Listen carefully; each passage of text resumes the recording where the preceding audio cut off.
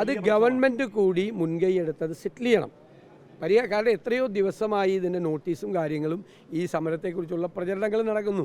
സ്വകാര്യ ആശുപത്രി, ഗവൺമെൻറ് ആശുപത്രിയിലെ ഡോക്ടർമാർ സമരം നടത്തിയിട്ട് തീർക്കാനുള്ള സർക്കാർ മനസ്സിലായോ? സ്വകാര്യ ആശുപത്രിയിലെ നേഴ്സുമാരും ഗവൺമെൻറ് ആശുപത്രിയിലെ ഡോക്ടർമാരും എല്ലാവരും കൂടി സമരം ചെയ്താൽ നമ്മൾ എങ്ങോട്ട് പോവും?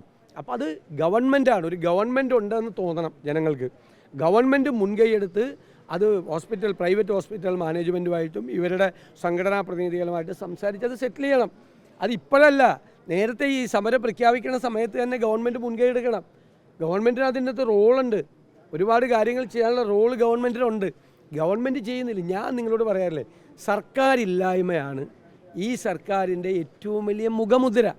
ഇപ്പോൾ ഡോക്ടർമാർ സമരം നടത്തി, അവരങ്ങോട്ട് സമരം നടത്തിയപ്പോൾ ചർച്ച ചെയ്യാൻ ആളില്ല. പിന്നെ എന്തിനാണ് കേരളത്തിൽ എന്തിനാണ് ഗവൺമെൻറ്? ഇപ്പോൾ പ്രൈവറ്റ് ആശുപത്രികളിൽ വ്യാപകമായി നഴ്സുമാർ സമരം ചെയ്യുന്നു. ഒരു സർക്കാർ വേണ്ടേ? എത്രയോ പേഷ്യൻസാണ് അത് കിടക്കുന്നത്, എത്ര പേര് സീരിയസ് ആയിട്ട് ഓപ്പറേഷൻ ഫിക്സ് ചെയ്തിരിക്കുന്ന ആളുകൾ, പോസ്റ്റ് ഓപ്പറേറ്റീവ് പീരീഡിൽ കിടക്കുന്ന ആളുകൾ, എത്രയോ ദിവസമായിട്ട് ഈ സമരത്തിൻ്റെ അന്തരീക്ഷം നിലനിൽക്കുന്നു. അപ്പോൾ അത് സംസാരിക്കണ്ടേ? നഴ്സസിൻ്റെ അസോസിയേഷൻ്റെ പ്രതിനിധികളും പ്രൈവറ്റ് മാനേജ്മെൻറ്റുമായിട്ട് ഞങ്ങളല്ലല്ലോ സംസാരിക്കേണ്ടത്, ഗവൺമെൻറ് സംസാരിക്കണ്ടേ, ആരോഗ്യവകുപ്പ് സംസാരിക്കണ്ടേ?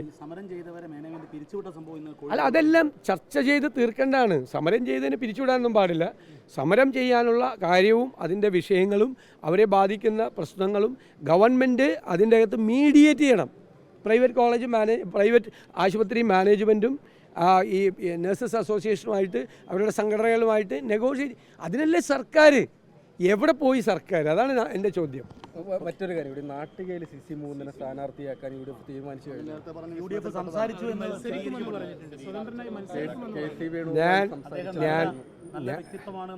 അല്ല, അതൊക്കെ അദ്ദേഹമായിട്ട് എല്ലാവരും ഒക്കെ സംസാരിച്ചിട്ടുണ്ട്. അദ്ദേഹം നല്ല മനുഷ്യനാണ്, എന്താ സംശയം? നല്ല ആളാണ്, വളരെ നല്ല ജനകീയനായിട്ടുള്ള ഒരാളാണ് അല്ലേ? അത് ബാക്കി കാര്യങ്ങളൊക്കെ പിന്നീട് സംസാരിക്കും.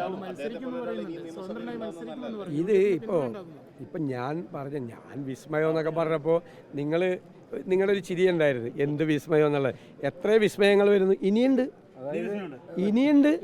ഇത് ഈ നാട്ടികയിൽ മാത്രമല്ലെന്ന് ഒരുപാട് സ്ഥലത്തുണ്ടെന്ന്. ആ, ഇതൊക്കെ അതിൻ്റെ ഭാഗമാണ്. ഇനിയുണ്ട്, തീർന്നിട്ടില്ല. ഇനിയും മുകുന്ദനെ പോലുള്ള വിസ്മയങ്ങൾ ഇനിയുണ്ട്. അല്ല, അതൊക്കെ നമുക്ക് ആലോചിക്കാന്നേ. അതൊക്കെ നമ്മൾ സംഘടനാപരമായി UDF നേതാക്കളെല്ലാം ആലോചിച്ചിട്ടല്ലേ അതിൻ്റെ തീരുമാനം എടുക്കുന്നത്. അല്ല, UDF നേതാക്കളുമായിട്ട് അവരെല്ലാവരും ബന്ധപ്പെടുന്നുണ്ടെന്നേ, പലതരത്തിൽ ബന്ധപ്പെടുന്നുണ്ട്. ഞാനതല്ലേ പറഞ്ഞു, ഒരു CC മുകുന്ദനിൽ തീരില്ല. പിന്നെ സംശയം എന്താ?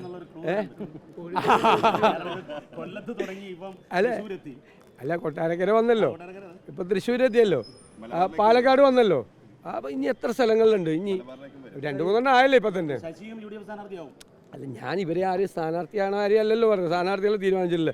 എൻ്റെ സ്ഥാനാർത്ഥിത്വം പോലും തീരുമാനിച്ചിട്ടില്ല UDF. ഞാൻ UDF പാർലമെൻ്ററി ചെയർമാൻ, UDF ചെയർമാനായ എൻ്റെ സീറ്റ് പാർട്ടി തീരുമാനിച്ചിട്ടില്ല. അപ്പോൾ ഇവരെയൊക്കെ എങ്ങനെ തീരുമാനിക്കണം?